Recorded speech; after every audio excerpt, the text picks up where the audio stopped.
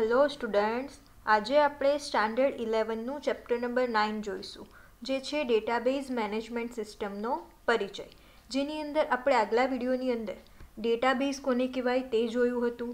ત્યારબાદ database management system એટલે કે DBMS કોને કહેવાય તે પણ જોયું હતું. હવે આપણે આજના વિડીયોમાં ડેટાબેઝ મેનેજમેન્ટ સિસ્ટમ તરીકે જે સોફ્ટવેર આપણે હવે યુઝ કરતા શીખવાના છે તે સોફ્ટવેર વિશેનો થોડો ઘણો પરિચય મેળવવાનો છે. અને આપણે એ આગલા વિડીયોમાં જોઈ જ લીધું છે કે આપણે DBMS સોફ્ટવેર તરીકે કયું સોફ્ટવેર વાપરવાના છે, તો OpenOffice.orgનું બેઝ. બરાબર, એટલે આજે આપણે બેઝ વિશેની થોડી ઘણી માહિતી મેળવવાની છે. તો આપણો પહેલો ટોપિક છે બેઝનો પરિચય, એટલે કે સિમ્પલી બેઝ શું છે, એની અંદર કોણે બનાવ્યું છે, એની અંદર એક કોના ઉપર આધારિત છે, એ બધી વસ્તુ આપણે જોવાની છે. તો બેઝ એ એક રિલેશનલ મોડેલ પર આધારિત છે, એટલે એને શું કહેવામાં આવે છે? Relational database management system, RDBMS કહેવામાં આવે છે. તો પહેલો જ ક્વેશ્ચન આમાંથી એક્ઝામની અંદર પૂછાઈ શકે છે કે બેઝ એ કયા મોડેલ પર આધારિત છે. બરાબર, તો રિલેશનલ મોડેલ પર આધારિત છે, એટલે જ બેઝ એ કેવી ડેટાબેઝ મેનેજમેન્ટ સિસ્ટમ છે, તો RDBMS છે, એટલે કે રિલેશનલ ડેટાબેઝ મેનેજમેન્ટ સિસ્ટમ છે. તો અહીંયાથી તમને RDBMSનું પૂરું નામ પણ એક્ઝામમાં પૂછાઈ શકે છે, જે શું છે? Relational database management system. ત્યારબાદ હવે આપણે નેક્સ્ટ જોઈએ, તો તેમાં ઇન્ફોર્મેશનની ગોઠવણી ટેબલ સ્વરૂપે કરવામાં આવે છે, અને આ દ્વિપરિમાણીય કોષ્ટકમાં ડેટાની ગોઠવણીને શું કહેવામાં આવે છે? રિલેશન્સ કહેવામાં આવે છે. તો અહીંયાથી તમને રિલેશન્સની ડેફિનેશન પૂછાઈ શકે કે રિલેશન્સ મીન્સ કે દ્વિપરિમાણીય કોષ્ટકમાં ડેટાની ગોઠવણીને શું કહે છે? તો તમારો આન્સર આવશે રિલેશન્સ. બરાબર, હવે આપણે નેક્સ્ટ આગળ જોઈએ, તો બેઝ એ કોણે તૈયાર કરેલું છે? તો બેઝ એ EF કોડ દ્વારા તૈયાર કરેલું છે, અને એ રિલેશનલ મોડેલ છે, અને એ કોના ઉપર આધારિત છે? તો એ ગણિતની સેટ થિયરી પર આધારિત છે. તો આ એક જ વાક્યમાંથી તમને બે ક્વેશ્ચન પૂછાઈ શકે છે. પહેલું તો બેઝ એ કોના દ્વારા તૈયાર કરવામાં આવ્યું છે? તો EF કોડ દ્વારા તૈયાર કરવામાં આવ્યું છે, અને એ રિલેશનલ મોડેલ કઈ થિયરી પર આધારિત છે, અથવા તો કોના ઉપર આધારિત છે? તો એ ગણિતની સેટ થિયરી પર આધારિત છે. બરાબર, એટલે આજે આખું સિમ્પલ એકદમ ઓછું છે બેઝનો પરિચય, પણ એની અંદરથી તમને ઘણા બધા ક્વેશ્ચન્સ એક્ઝામમાં પૂછાય તેવા છે. એટલે આપણે આ પરિચય એકદમ ઓછો છે, પણ એ વ્યવસ્થિત રીતે આપણે યાદ રાખવાનો છે. ચલો, હવે આપણે નેક્સ્ટ જોઈએ, તો બેઝ એ સંબંધિત ડેટા ઓબ્જેક્ટ્સનો સંગ્રહ કરે છે, જે ટેબલ્સ, ક્વેરીઝ, રિપોર્ટ્સ અને એપ્લિકેશન મોડ્યુલ્સ તરીકે ઓળખાય છે. એટલે કે બેઝની અંદર આપણે ટેબલ્સ તો બનાવવાના જ છે, કારણ કે જે આખું આ રિલેશનલ મોડેલ છે, જે ડેટાને શેના સ્વરૂપે સંગ્રહ કરે છે?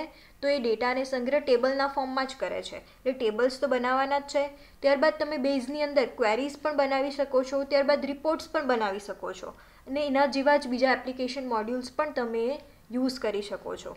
તો હવે આપણે નેક્સ્ટ જોઈએ કે ટેબલ્સ એકચ્યુઅલમાં શું છે, ક્વેરી શું છે, રિપોર્ટ શું છે, ફોર્મ્સ શું છે. હવે એ બધું આપણે થોડું થોડું ડિટેલમાં જોવાનું છે.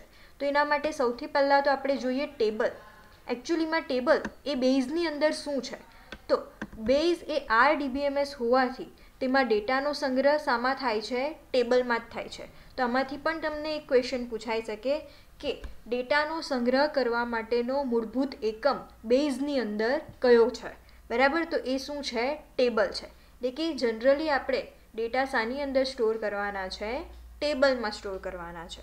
ત્યાર પછી હવે આપણે નેક્સ્ટ જોઈએ, તો ટેબલની રચના શાના સ્વરૂપે કરવામાં આવે છે? તો હવે બધાને જ ખબર છે કે ટેબલની અંદર રો અને કોલમ હોય છે. તો હવે રોની અંદર આપણે શું લખવાનું છે, અને કોલમની અંદર શું લખવાનું છે? તો આ વસ્તુ પણ આપણે હવે નેક્સ્ટ જોવાનું છે. તો ચલો નેક્સ્ટ જોઈએ, તો ટેબલમાં કઈ કઈ ઇન્ફોર્મેશનનો સંગ્રહ કરવો અને સ્તંભમાં શીર્ષકો શું રાખવા તે નક્કી કરવા માટે સૌ પ્રથમ આપણે શું નક્કી કરવું પડે છે? એન્ટિટી નક્કી કરવી પડે છે. એનો મતલબ કે ટેબલની અંદર ડેટા જે આપણે ફિલ કરવાના છે, એ ડેટા કયા હશે, કોના હશે, તેના માટે આપણે સૌથી પહેલાં તો કંઈક ઓબ્જેક્ટ ડિસાઇડ કરવું પડે છે, એન્ટિટી ડિસાઇડ કરવી પડે છે. તો એ એન્ટિટી જ આપણે પહેલાં ડિસાઇડ કરીએ, પણ એ પહેલાં આપણે જોઈએ કે એન્ટિટી એકચ્યુઅલમાં શું છે. તો એન્ટિટી એ વાસ્તવિક દુનિયાનો ઓબ્જેક્ટ છે, જેના વિશેની માહિતી આપણે ડેટાબેઝમાં સંગ્રહ કરવાની છે. તો આ પણ ક્વેશ્ચન એક્ઝામમાં પૂછાઈ શકે છે કે એન્ટિટી શું છે, બરાબર. તો એ વાસ્તવિક દુનિયાનો કોઈ ઓબ્જેક્ટ જ છે અને એના વિશેની આપણે માહિતી શામાં સંગ્રહ કરવાની છે? ડેટાબેઝમાં સંગ્રહ કરવાની છે.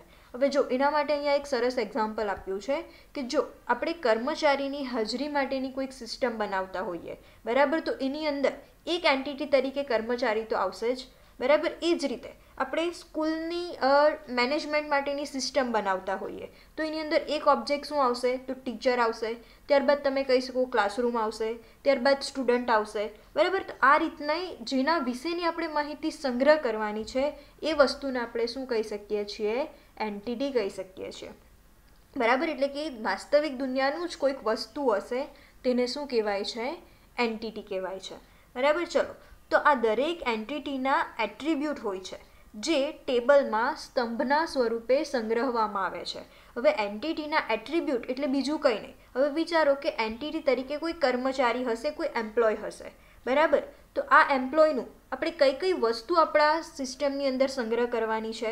તો એટલી વસ્તુ તો બધા જ કહી શકે કે એનું નામ આપણે સંગ્રહ કરવાનું હોય છે, ત્યારબાદ એનું ક્વોલિફિકેશન છે, ત્યારબાદ એનું એડ્રેસ છે, કોન્ટેક્ટ નંબર છે, એની બર્થ ડેટ છે. આટલું જે કોમન વસ્તુ છે એ બધું તો આપણે સંગ્રહ કરવાનું જ હોય છે.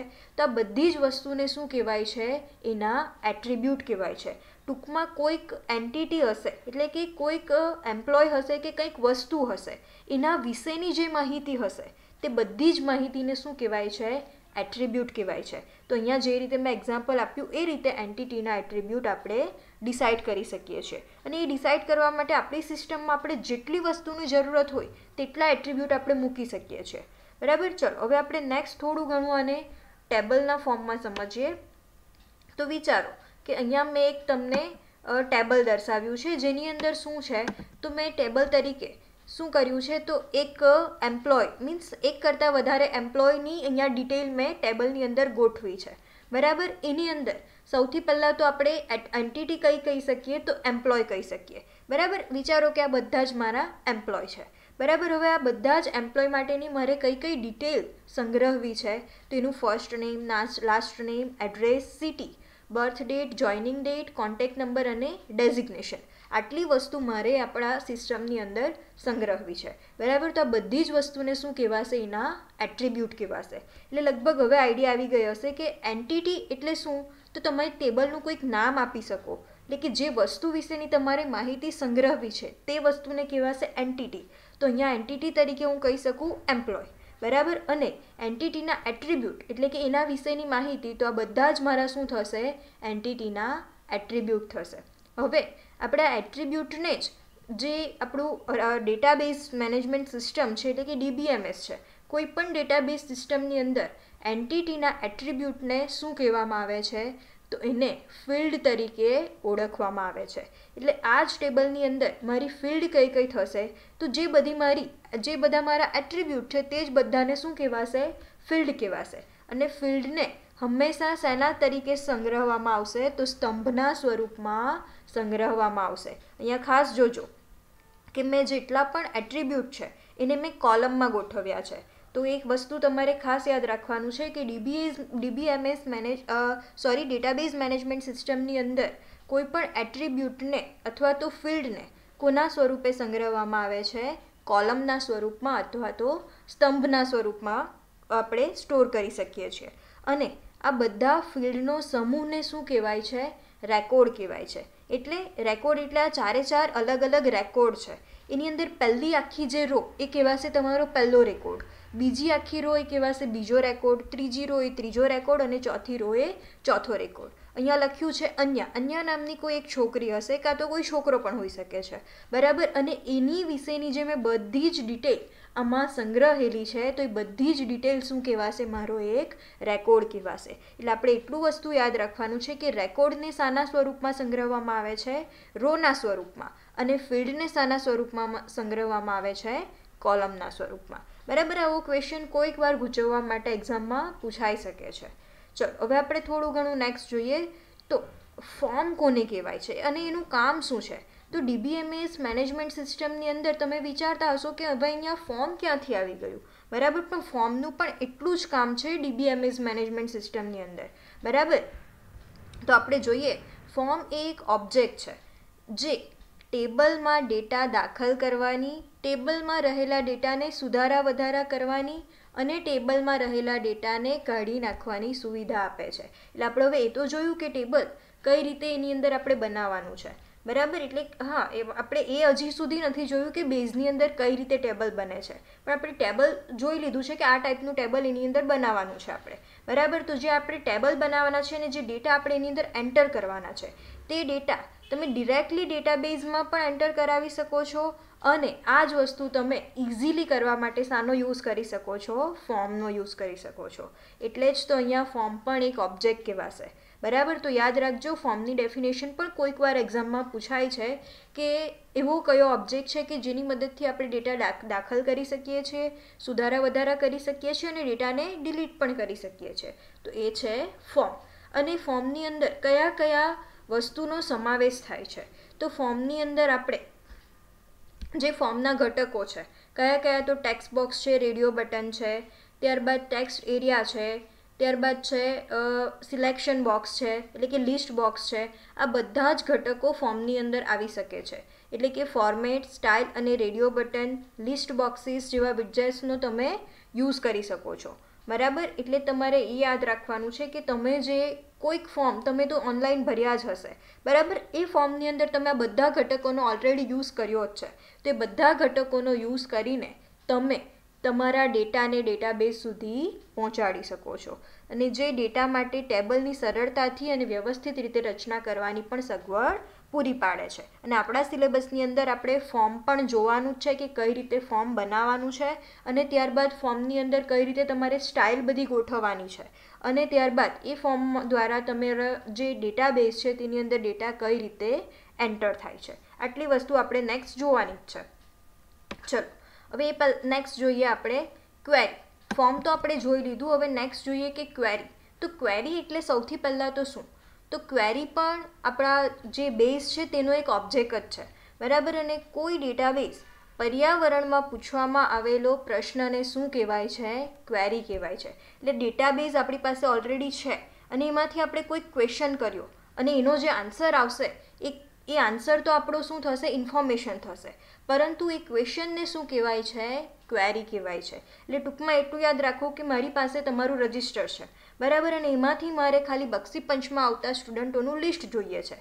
તો હું ક્વેશ્ચન પૂછીશ કે બક્ષીપંચમાં આવતા સ્ટુડન્ટો કેટલા છે તેનું લિસ્ટ મને આપો, બરાબર. તો એને જ શું કહેવામાં આવે છે? ક્વેરી કહેવામાં આવે છે. એટલે કોઈક પ્રશ્ન દ્વારા આપણે જે ઇન્ફોર્મેશન મેળવીએ છીએ આ જ પ્રશ્નને શું કહેવામાં આવે છે?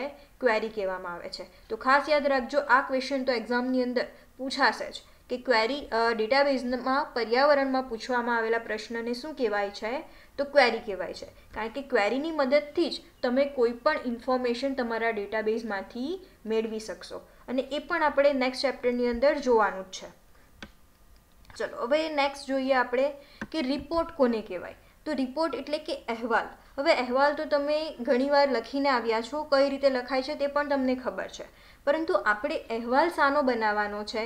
તો આપણે ક્વેરીની મદદથી જે ઇન્ફોર્મેશન મેળવશું આ ઇન્ફોર્મેશન એમ તો આપને શાના સ્વરૂપે મળશે? તો ટેબલના ફોર્મમાં જ મળશે. પરંતુ ટેબલના ફોર્મમાં તમે કોઈકને રિપ્રેઝન્ટ કરો એના કરતાં બેટર છે કે થોડું વ્યવસ્થિત લાગે એ પ્રમાણે તમે કોઈકને રિપ્રેઝન્ટ કરો, બરાબર. તો એના માટે જ શેનો ઉપયોગ થાય છે? તો એના માટે જ ઉપયોગ થાય છે રિપોર્ટનો, બરાબર. તો બેઝમાં ક્વેરીનું આઉટપુટ ટેબલના સ્વરૂપમાં જ દર્શાવવામાં આવે છે અને આ ઉપયોગકર્તાના આઉટપુટને જ વધારે આકર્ષક બનાવવા માટે બેઝમાં શેનો ઉપયોગ થાય છે?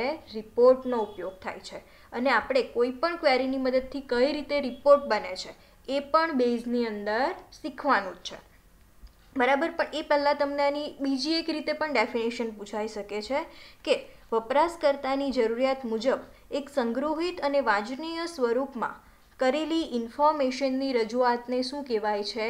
તો એને કહેવાય છે રિપોર્ટ અથવા તો અહેવાલ. જે રીતે મેં વાત કરી એ રીતે કે તમે ક્વેરીની મદદથી કંઈક પરિણામ મેળવશો, બરાબર. આ જ પરિણામ તમને તો ટેબલના ફોર્મમાં જ મળશે, પરંતુ એને એક વ્યવસ્થિત ફોર્મમાં તમે રજૂ કરશો કોઈની સમક્ષ, તો એને જ શું કહેવાય છે?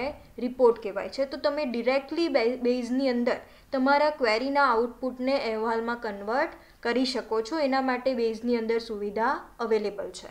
ઓકે, ચલો હવે આપણે જે આપણા ચેપ્ટરનો નેક્સ્ટ પાર્ટ છે, એટલે કે હવે ચેપ્ટરના નેક્સ્ટ પાર્ટની અંદર આપણે જોવાનું છે કે કોઈક એક એક્ઝામ્પલ લઈ લેવાનું છે આપણી સિસ્ટમનું, કે આ સિસ્ટમ આપણે એના માટે કોઈક ડેટાબેઝ બનાવવાનો છે, બરાબર. અને એ ડેટાબેઝની અંદર કઈ કઈ વસ્તુ આપણે ક્યારે ક્યારે જોઈશે અને એ વસ્તુ બેઝમાં કઈ રીતે થશે, એટલે કે ટૂંકમાં કોઈક સિસ્ટમનો ડેટાબેઝ કઈ રીતે રેડી કરવાનો છે હવે આપણે નેક્સ્ટ ચેપ્ટરની અંદર જોવાનું છે. તો ત્યાં સુધી ગુડ બાય.